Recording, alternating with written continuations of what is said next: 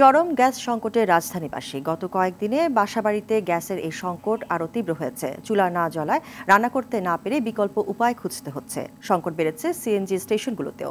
ঘণ্টার পর ঘণ্টা অপেক্ষা করেও সিলিন্ডার ভরছে না যানবাহনের। তিতাস গ্যাস কর্তৃপক্ষ জানায়, চাহিদা মতো সরবরাহ না পাওয়ায় সহসায় সংকট কাটছে না। সাকিবুর রহমানের রিপোর্ট।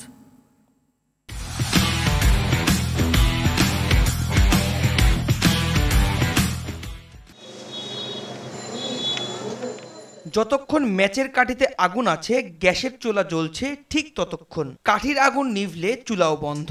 এই হচ্ছে রাজধানীতে পাইপ লাইনে সরবরাহে করা গ্যাসের অবস্থা।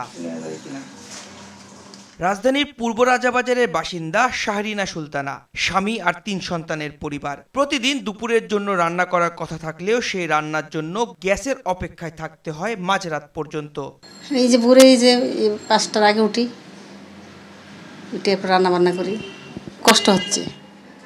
সকাল ভোর চলে যায়, রাত 12:30 আসে। আমাদের আর্থিক অবস্থা খুবই খারাপ হচ্ছে। আবার গ্যাসের বিল দেওয়া হচ্ছে, ইলেকট্রিক চুলাও ব্যবহার করা হচ্ছে। বিশ্ববিদ্যালয়ে পড়ুয়া সন্তানেরও আক্ষেপ, মায়ের হাতের মজার খাবার আর চাইলেই পাওয়া যায় না, কারণ লাইনে গ্যাস আসে কেবল মাঝরাতে। ভার্সিটিতে ক্লাস থাকে, আমি সকালবেলা যখন যে ক্লাসগুলো থাকে আমি সকালবেলা উঠে খেতে পারি না, তো আমার বাইরের খাবারগুলো খাওয়া লাগে। ইলেকট্রিক চুলা ইউজ করার কারণে আসলে আমাদের দুই দিক দিয়ে বিলটা দেওয়া লাগতেছে।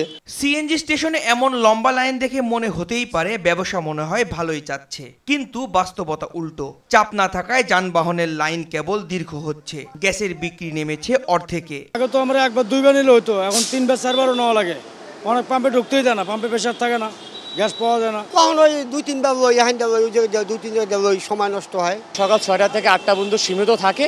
8টা 9টার পরে যে গ্যাসের সিরিয়ালটা খুবই প্রেশারই থাকে না। মূল কথা হচ্ছে, হ্যাঁ ব্যবসা তো খারাপ হবে। যেখানে যদি 700 টাকার গ্যাস যায়, সেখানে যদি 300 টাকার গ্যাস যায়, ব্যবসা লস না।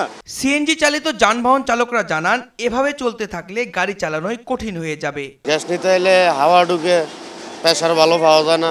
অনেক গাড়ি আছে কিস্তির ভিতরে আনা, তারা কিন্তু এই ভাড়া মারার পরে কিস্তি ক্লিয়ার করে।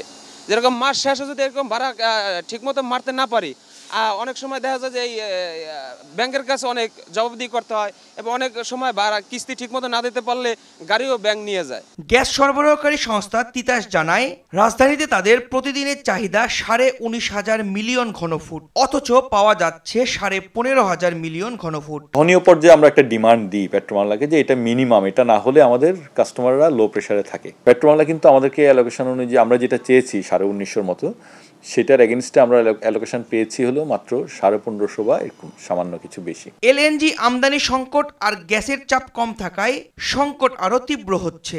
এলএনজিটা আনতে গেলেই এটার আপনি জানেন যে এটা অনেক প্রাইসড, আর এই টাইমটা বিশেষ করে শীত মৌসুমে এলএনজির প্রাইস কিন্তু অনেক হাই থাকে। যার দরুন মার্কেট প্রাইস হাই থাকাতে সরকারের পক্ষ যতটুক কাভার করার যতটুক এলএনজি আমদানি করার কথা, সরকার হয়তো সবগুলো পারে না। রান্নাবান্নার সময়টাতে সিএনজিও দিচ্ছে, তাহলে অটোমেটিকলি ঢাকা টাউনে কিন্তু প্রচুর সিএনজি স্টেশন আছে যারা গ্যাস নিচ্ছে, ভালো পরিমাণে নিচ্ছে। তাহলে কি হচ্ছে যে ওই টাইমটা কিন্তু আসলে ডিমান্ডটা দুটোই একসাথে হচ্ছে, এটা একটা সমস্যা হচ্ছে। শুক্র শনিবারের আগে আমরা এই সিচুয়েশনটাকে গত ডিসেম্বরের লাস্টের দিকে যে সিচুয়েশনটা, ওই অবস্থায় আনতে পারবো না। পেট্রোবাংলার তথ্য অনুযায়ী উৎপাদনের শীর্ষে থাকা বিবিয়ানা গ্যাস ক্ষেত্র থেকে 2 বছর আগেও দিনে 130 কোটি ঘনফুট গ্যাস পাওয়া যেত, এখন পাওয়া যাচ্ছে 98 কোটি ঘনফুট। সাকিবুর রহমান, RTV, ঢাকা।